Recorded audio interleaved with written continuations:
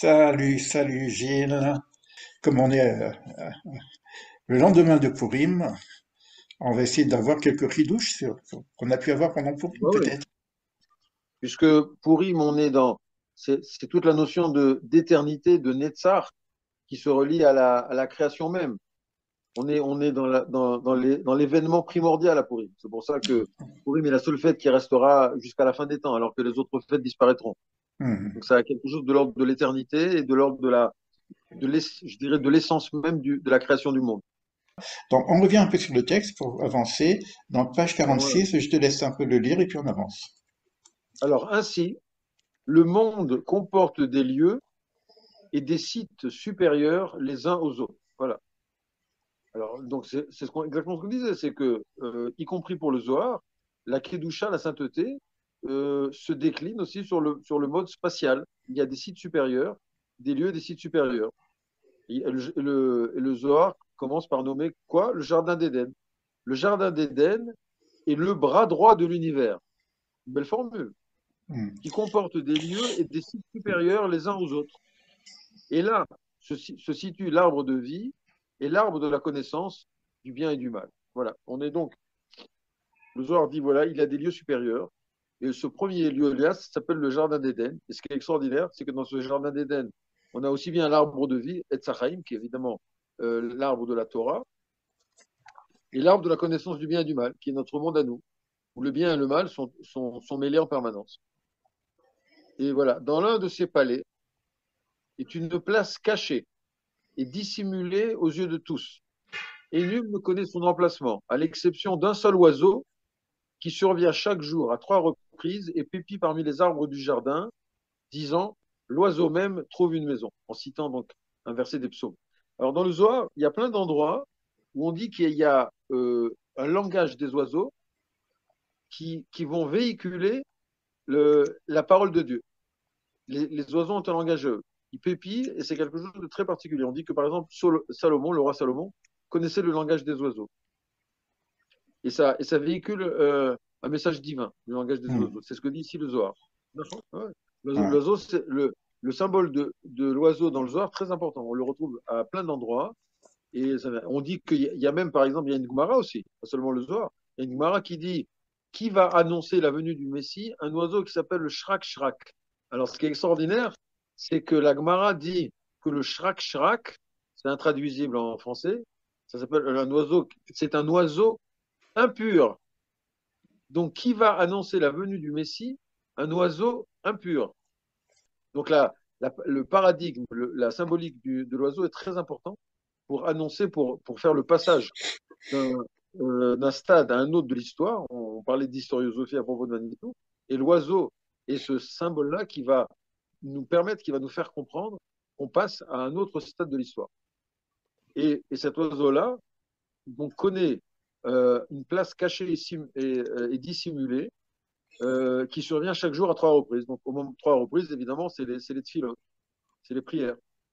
Et cet oiseau-là pépit parmi les arbres du jardin et qui dit l'oiseau même trouve une maison. Alors maintenant, quand on parle de maison, c'est probablement effectivement, il va le dire plus tard, plus loin, c'est la maison et on l'avait vu avant.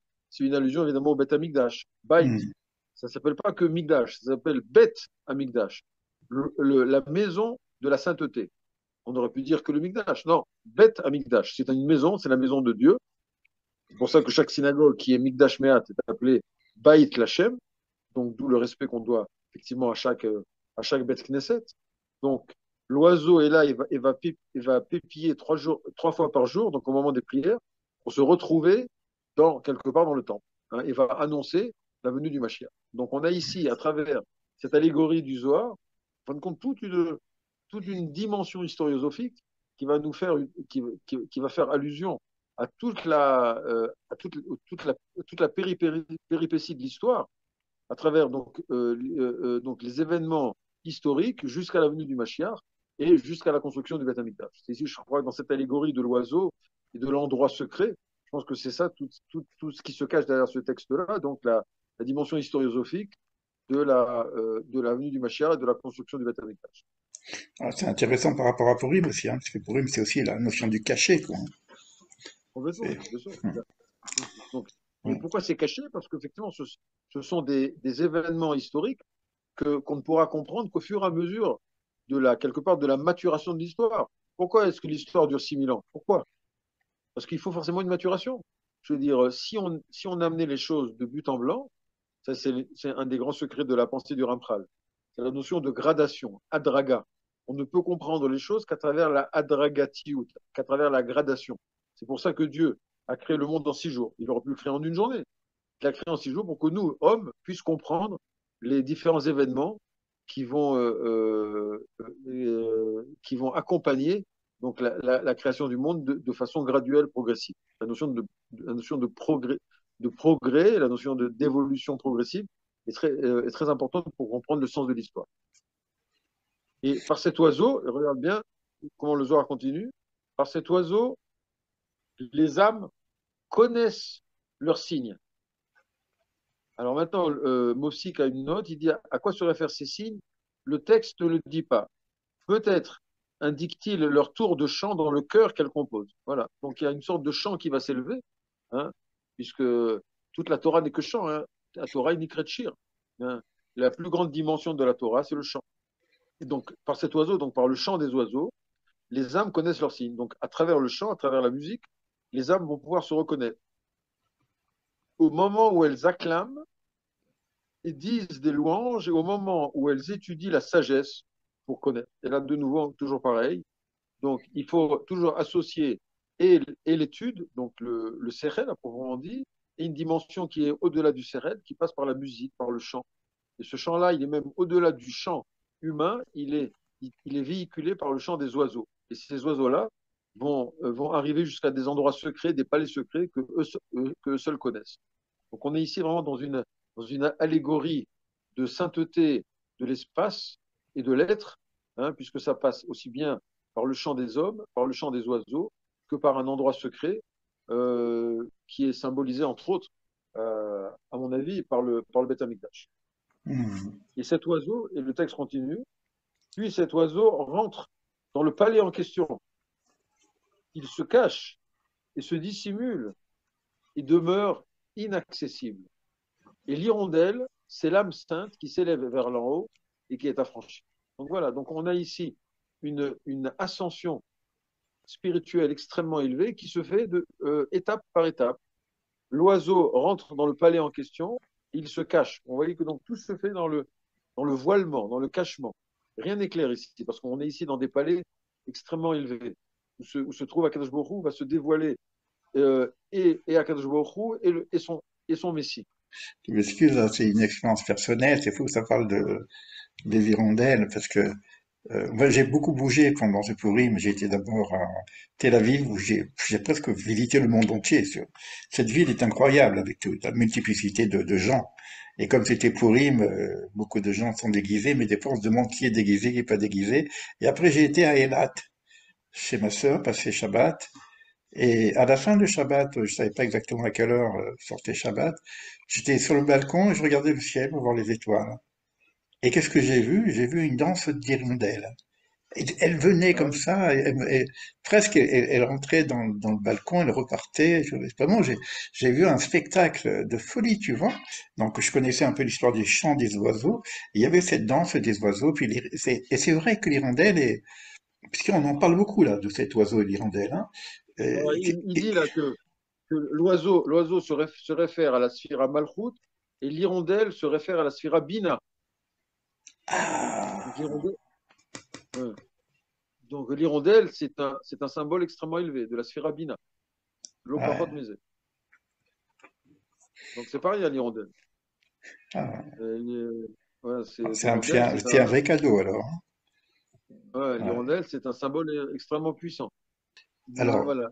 autre Voilà. dire. Donc l'hirondelle, c'est l'âme sainte qui s'élève vers le haut et qui est affranchie. Autre dire, l'hirondelle est un nid. C'est le jubilé.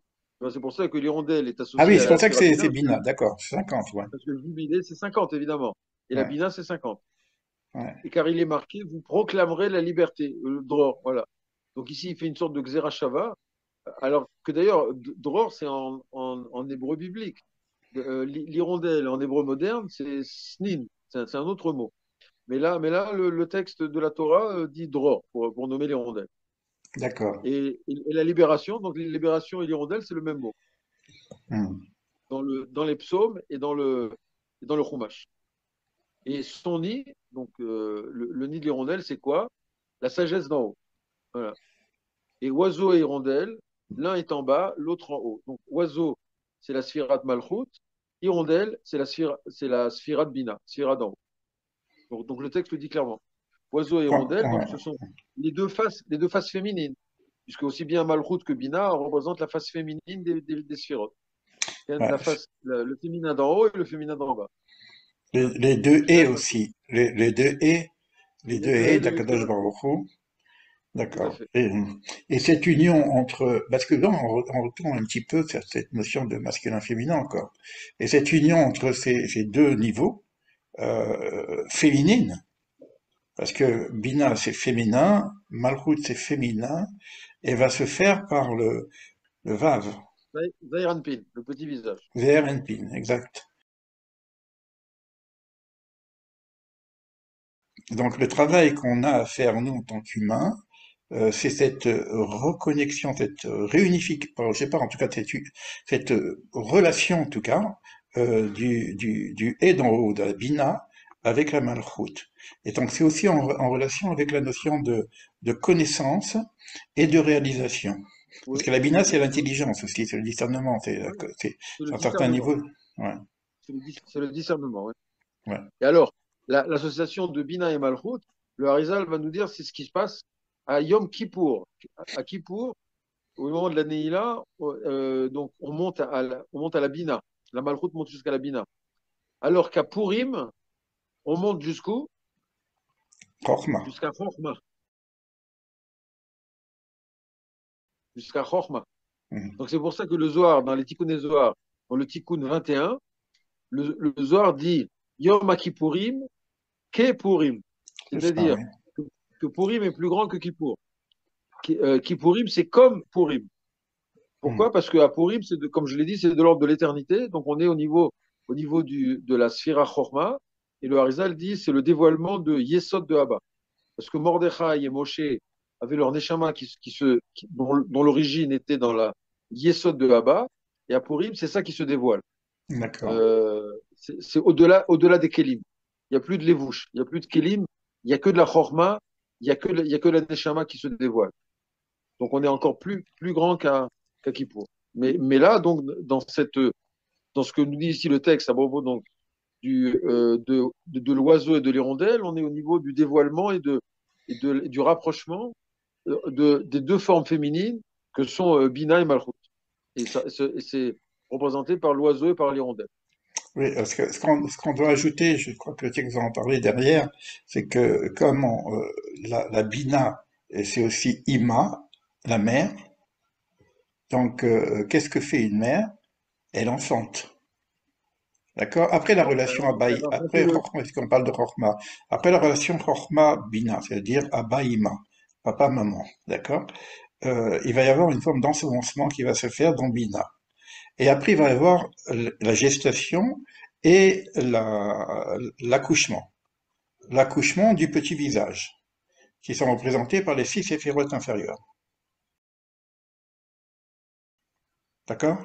non, Donc, et le ouais, texte, bien on sûr. va voir comment le texte, parce que c'est important de voir un petit le processus qu'on a déjà vu plusieurs fois. Comment le processus, si tu veux, nous explique des choses au niveau métaphorique, mais qui est en même temps une réalité presque de notre monde. Comment le texte Ouais, va bien sûr. parler maintenant de l'oiseau et puis des poussins. On va voir ça. Voilà, ouais, non. Je te laisse avancer, tu vas voir. Donc c'est toujours ça, c'est ici le psaume 84 qui, cette hirondelle, c'est la 50e année, qui a fait émerger 6 poussins, Exact. Tu vois, c'est ce ainsi que que je veux dire. l'oiseau. Voilà, les 6 poussins, c'est les 6 sphirotes intermédiaires de Chesed à Yesod. C'est ça, c'est le petit village, c'est vers l'Enpin. Donc les 6 D'accord. sphirotes, Chesed, Gvura, Tiferet, Netzar, Od et Yesod. C'est tout. Voilà. Dans ce petit midrash, il y a une concentration de Ah tout bah oui, c'est l'enseignement ça de le la Zohar. Kabbalah, hein. Tout. C'est pour ça que le Zohar est un livre très dense et c'est pour ça qu'il est resté fermé pendant des années, pendant des siècles et des siècles. Et c'est pour ça que ça a une dimension métahistorique, le Zohar. Je veux dire, Mm. ça vient nous donner, ça vient nous délivrer un message qui est au-delà de toute dimension purement historique hein, d'un moment donné. Je veux dire, ça vient expliquer toute l'historiosophie. Comment est-ce que l'histoire se dessine de façon transhistorique, je veux dire, Mm. sur les 6000 ans, ou même plus, même. On peut dire, en suivant le Ramchal, sur les 10 000 ans. C'est-à-dire que dans la relation spirituelle, euh, et même dans le relation masculin-féminin, on voit qu'il va y avoir deux niveaux totalement différents. Celle d'en bas, où on appelle le petit visage, où c'était le masculin, en fin de compte, du Zerenpin, avec la Malchut, qui va se faire par Yesod. Donc on est dans la structure d'en bas. Mais donc il y a aussi une structure d'en haut. C'est la relation de Zerenpin, donc l'enfant, en tout cas les enfants, les poussins, avec la mère. Donc ça veut dire que c'est des dimensions dont on parle très rarement, tu vois. On voit souvent notre relation avec Akadosh Baruch Hu, nous en tant que féminin et Akadosh Baruch Hu en tant que masculin. D'accord? Mais ça, c'est la Malchut avec Zerenpin. Souvent, on parle aussi de Abba, notre Père qui est dans les cieux, tu vois. La relation de l'humain avec le Père. Mais là, on a une relation singulière de la mère avec les poussins. Donc une relation, et ça c'est quand même à voir comme en termes de travail spirituel, comment ça se dessine, peut-être par l'étude, comme tu viens de le dire, de la relation donc des poussins, donc des enfants que nous sommes, avec non pas simplement le père, la Chorma, Abba, mais également avec Ima. Parce que qu'est-ce Ah qui se oui. passe dans cette notion-là? Et on le retrouve dans la Kabbalah, et c'est toutes les difficultés qu'il y a, c'est pour ça que l'enfant a du mal à grandir pour arriver à être adulte, c'est la question de l'allaitement. La mère doit s'occuper de ses enfants, et donc il y a cette relation qui va s'installer entre les poussins que nous sommes et la maman, quoi. Et c'est la relation avec le Dieu féminin, quoi. Complètement, voilà. C'est ça la conclusion qui s'impose. Dieu a toujours deux faces, une face masculine et une face féminine. Et c'est Toujours. ça. Alors, Et ça, on n'en parle pas souvent, tu ça, vois. ça s'appelle Zahir Anpin et Malchut, mais ça s'appelle aussi Abba Veima. Alors, non, Abba ah bah, Veima non, mais féminin là, je parle de Zerenpin et et Bina. Malchut. Non, non. Zerenpin, Ouais. masculin, féminin, ça c'est classique. Maintenant, je parle de la relation de la mère De avec les mère, poussins. de mère Avec les avec les poussins, poussins. avec les fils. Donc, Ouais, je parle de la tout à fait. relation du, du- de l'enfant Mais ça, qui est un garçon, parce qu'il y a deux naissances. Il y a une naissance qui est au niveau du masculin, c'est Zerenpin. Il faudrait que je montre le dessin, peut-être j'ajouterai dans la vidéo, et la relation qu'il y a, si tu veux. Donc, Zerenpin, c'est le masculin qui est au milieu. D'accord? Et Mais ce comme c'est le masculin, masculin. ce qui est extraordinaire, ce qui est extraordinaire dans la Kabbale, c'est que on peut être soit masculin, soit féminin, si on se situe par rapport aux sphirotes au-dessus de soi ou en dessous de soi. Exactement, Tu comprends. exactement. D'accord. C'est ça toute la subtilité de la Kabbalah. C'est pour ça qu'il faut faire très attention quand on étudie, savoir à quel niveau on se situe et par rapport à qui on se situe. Quand on parle de Zeir Anpin, on est quelque part féminin, on est les enfants, même si c'est des enfants mâles, par rapport à Bina, d'accord, qui est féminin, mais qui donne. Et D'accord. ceux qui donnent, c'est masculin. Donc c'est en Juste. fin de compte, c'est très complexe parce que c'est un féminin qui va donner, qui va allaiter. Oui. En général, celui qui donne, celui qui est mashpia dans la Kabbale, c'est Zachar. Mais là, c'est le D'accord. féminin qui va quelque part donner. Donc c'est D'accord. extrêmement subtil. Et c'est pour ça que dans le Zohar, par exemple, un même terme, des fois, va désigner des choses différentes. Par exemple, le mot Elohim, ça peut signifier Bina, et ça peut signifier Gvura en même temps. Ou même ça peut signifier Malchut. Donc il va y avoir ici une flexibilité de certains concepts et qui nécessitent une grande souplesse d'esprit. Et de comprendre que tout est relatif par rapport à l'endroit, par rapport à où on se situe et par rapport avec qui on va rentrer en relation. Avec plus haut que soi ou plus bas que soi. Et à ce moment-là, on va jouer un rôle masculin ou féminin en fonction de ça. Non, non, c'est une remarque très, très importante. C'est-à-dire que la mère, lorsqu'elle donne le lait à son enfant, finalement, c'est la partie masculine qui donne. Et pourtant, c'est qu'une mère par définition qui allait. Oui, oui, mais comme tout le monde tout le monde a une relation masculin-féminin, c'est que Voilà. de le mashpia, comme tu viens de dire, le fait de donner, et comme je donne du lait, on a l'impression que donner du lait, c'est une fonction féminine. Et là, d'après ce que tu viens de dire, et ce que dit aussi le Zohar, c'est une fonction masculine chez la femme. Ouais. Attention, il ne faut pas tomber dans les dérives de bisexualité ou autre chose, hein. Il faut faire Oui, très oui, oui, attention. non, non, c'est ça, non, c'est sûr que c'est extrêmement subtil, c'est vraiment très, très subtil, Ouais. faut simplement comprendre. Mais ça, c'est pour ça, le Rav Ashlag est très, très bien là-dessus. C'est la notion du donner et du recevoir. Donc, Ouais. dans la notion du donner et du recevoir, que le donner, c'est une fonction masculine et le recevoir, c'est une fonction féminine. C'est-à-dire que la bina, qui reçoit de la chorma, elle est dans sa fonction féminine. Marrant. Et Mais alors, ouais, voilà. lorsqu'elle est en Lorsqu'elle donne, gestation, elle, elle ouais, est, elle est quelque part d'une fonction féminine. féminine, et au moment de l'accouchement, et qu'il y a allaitement, il y a la fonction masculine qui prend le truc. Et maintenant, l'humain, c'est-à-dire nous, si on se pose dans cette position-là, ma relation, parce que c'est chose qui est très difficile, et souvent même quand je fais des accompagnements, et je parle souvent qu'on a un problème avec la bina. Les gens, ils sont dans la chorma, ils ont pas des hallucinations, en tout cas, soit des révélations, des trucs comme ça, mais ça ne passe pas par le filtre de la bina. C'est-à-dire qu'on a la nécessité toujours, même quand tu étudies la Kabbalah, de le faire passer par le filtre de la bina, qui est le discernement et qui nous évite justement de tomber dans une forme de folklore spirituel. D'accord? Et Tout à cette fait. relation avec la bina, elle est assez rare, elle est assez difficile à mettre en place, tu vois. Et comme c'est la 50e porte, et que là on arrive, je fais un petit aparté comme ça, ça me réveille en même temps, comme on va arriver bientôt à Pessah. Pessah, c'est l'enfantement du peuple d'Israël. L'Égypte, c'était la mer. Et lorsqu'on va sortir d'Égypte, symboliquement, on va compter 49 jours d'Homère pour arriver à la Bina, 50, pour arriver d'être nourri au Sinaï. Et là, on retrouve la relation, si tu veux, du 50e porte, qui serait la révélation de la Torah, qui serait pour nous, quelque part, notre lait pour grandir. La Tu vois Torah, le oui, bien lien, sûr. hein? Ouais.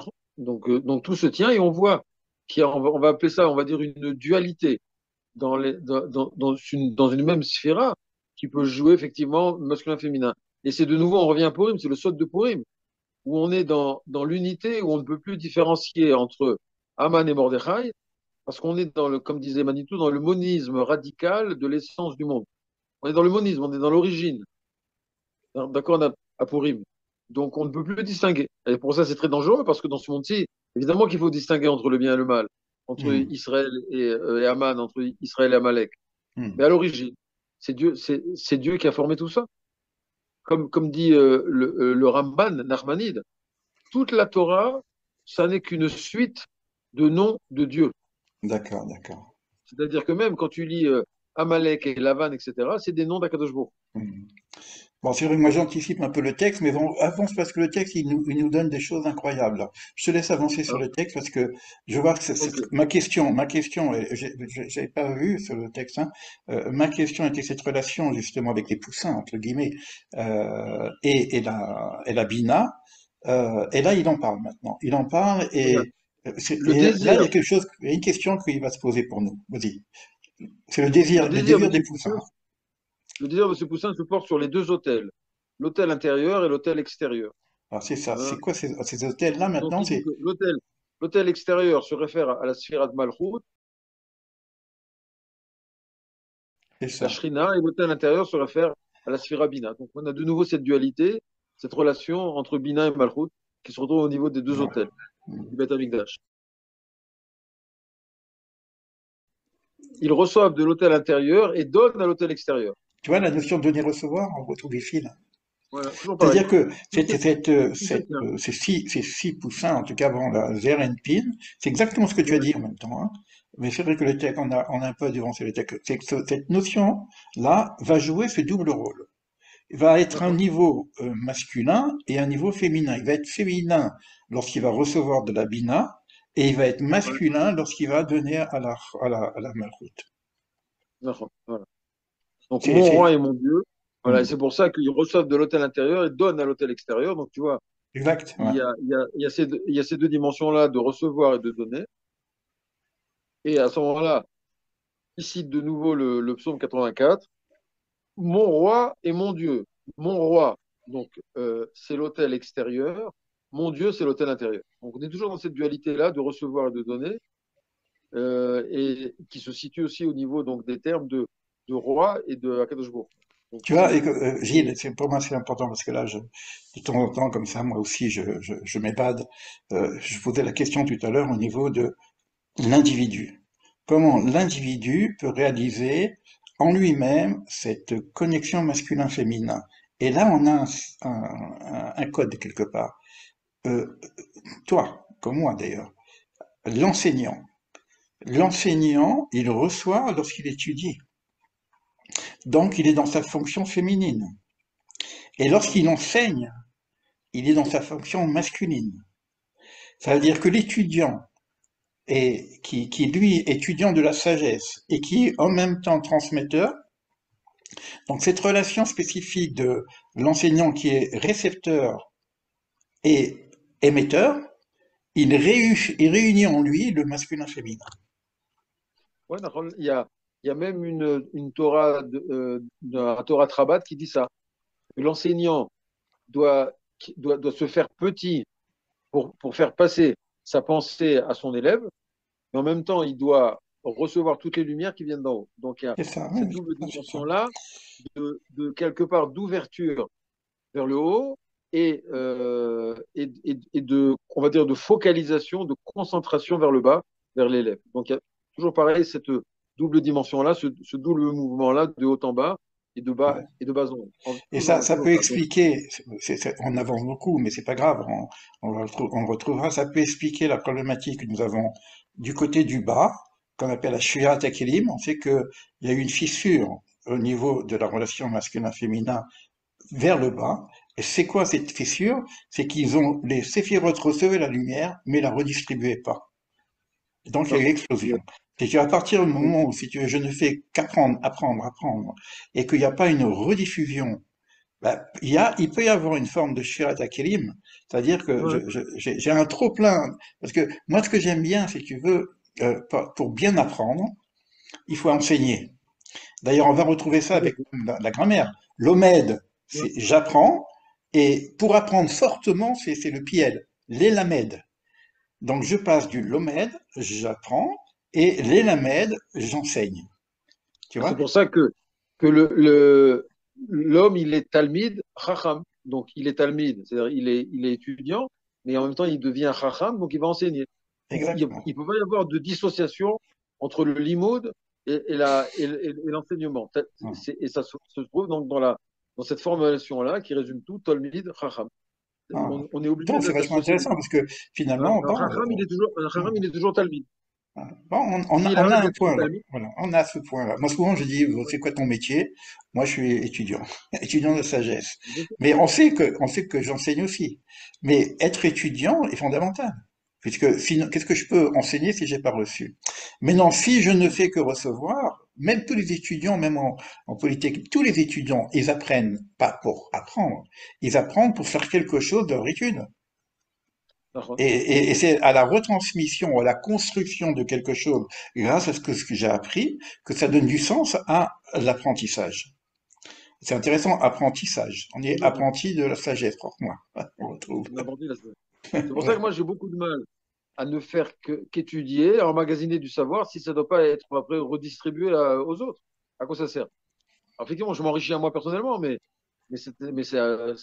finalement, c'est pauvre. C'est du D'où t'enrichis, l'importance de ce qu'on fait là. bien sûr. Voilà.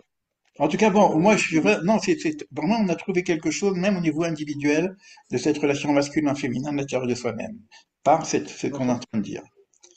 Bah, et ce Non. qu'il dit, hein, de toute façon, hein, c'est voilà, Ouais, ouais, c'est clair. ils reçoivent au pluriel, parce que c'est les 6 fonctions du petit visage. Hein. Faut voir, faut être très intéressant. Il y a un travail énorme. Moi, je dirais même en psychologie spirituelle, il y a un travail. Par exemple, je vais recevoir des 6 facettes. Je vais recevoir de Chesed, je vais recevoir de Goura, je vais recevoir de Tiferet, je vais recevoir de Netzar, je vais recevoir de Hod, je vais recevoir de Yesod.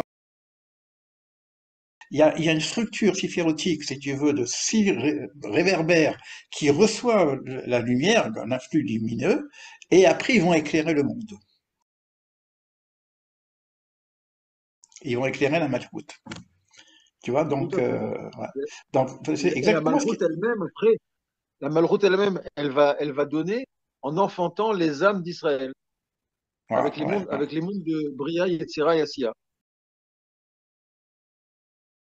Donc ouais. on voit que c'est un continuum de masculin-féminin, féminin-masculin, masculin-féminin, en permanence. Cette notion de. Ah oui, c'est toi, on va retomber dans la notion de royauté maintenant. Tu vois, ils reçoivent de l'autel intérieur, ils donnent à l'autel extérieur, donc ils reçoivent de la bina et ils l'ont donné à la malchoute, et entre Malroute, guillemets, dans le psaume, mon roi et mon Dieu. C'est comme si qu'il y a voilà. cette notion, parce que là je ne l'ai pas en hébreu, cette notion de malchoute, de royauté, de mon roi et mon Dieu. Il y a 2 termes différents là. Donc on a l'impression, Tout si à tu fait. veux, qu'on fait du divin, pas simplement une notion, si tu veux, de royauté, mais aussi de divinité. Donc on retrouve la notion de masculin-féminin encore une fois. Bien sûr, je veux dire, c'est les deux, comme je disais, c'est les deux faces de Dieu, la face masculine et la face féminine. Exact, exact, exact. En permanence, ça se retrouve partout. Voilà. Mon roi, tu vois, il le dit là, attends, tu vois, en dedans, hein. Mon roi, c'est l'autel extérieur, et mon Dieu, Et c'est mon l'autel Dieu, intérieur. voilà, Malchut et Bina. Exact. Voilà. Alors maintenant, alors c'est très intéressant parce que tout est une question en même temps d'attraction, de force d'attraction. C'est-à-dire que si je prends maintenant l'enseignement, si l'élève n'a pas envie d'étudier, bah, il n'y a pas le désir de l'élève, donc le professeur ne peut pas enseigner. Tu vois? Donc, et si la femme n'a pas le désir, bah, il y a pas de notion, tu vois? Et là, il va Ouais. reprendre maintenant cette notion du désir de l'autel. C'est-à-dire que si le bébé n'a pas envie d'allaiter, ben, la mère ne peut pas, elle peut pas sortir du lait, tu vois? Donc il y a une relation Ouais. maintenant qui va se faire, c'est le désir d'apprendre et le désir d'enseigner. Tu vois? Il y a toujours cette Tout notion à de fait. désir qui vient maintenant. D'accord. Puisqu'il parle du le désir de l'autel extérieur se porte en Se porte permanence en vers permanence l'autel. vers Ah, l'autel intérieur c'est super. et jamais il ne cesse de chanter des cantiques et des louanges comme il est écrit Shir Hachirim. Voilà. Tout ça, c'était Voilà. pour arriver donc au premier verset de Shir Hachirim, Cantique des cantiques pour Salomon. Bah écoute, moi je Voilà. crois que sur ça, on va arrêter sur ça, sur cette notion, parce qu'on arrive à une conclusion maintenant qui nous donne à peu près une forme de préfiguration de ce que va être le Cantique des Cantiques. Qui c'est dire, donc Voilà. si je regarde ce qu'on vient de voir là, et ça on va le retrouver certainement dans le détail du Cantique des Cantiques, c'est cette notion du désir de l'autel extérieur qui se porte en permanence vers l'autel intérieur et jamais ne cesse de chanter des cantiques et des louanges comme il est écrit, Shir Ouais. Hashirim et Shlomo. C'est vraiment très, Donc, très, très beau. Hein. Alors, les il y a hirondelles, là, tout. nous ont rapporté Voilà. des, Ils des vont bouts. porter très loin les hirondelles. Ah Il y a ouais. tout. Il y a le désir, il y a la malchoute qui monte jusqu'à la bina, il y a tout là. Tout y est. Et Tout tout y est, non, ça, non, donc, tout y est. tout C'est y est. bien d'avoir fait cette petite étude juste après pour rire, je trouve. C'est Après, voilà, ouais, tu magnifique. vois, Hein? on est monté très haut grâce à Purim, tu vois. Ouais, ouais, ouais, Tout est ouais. Grâce en aux migré, hirondelles il y a pas aussi. de hasard. Ok, Grâce à Purim, on est arrivé je te jusqu'à Bina remercie. et Narchon. Voilà, donc Voilà. ben, à la prochaine fois pour la suite. D'accord? Pour la prochaine fois. Voilà. D'accord. Allez, call to, merci beaucoup. Bye.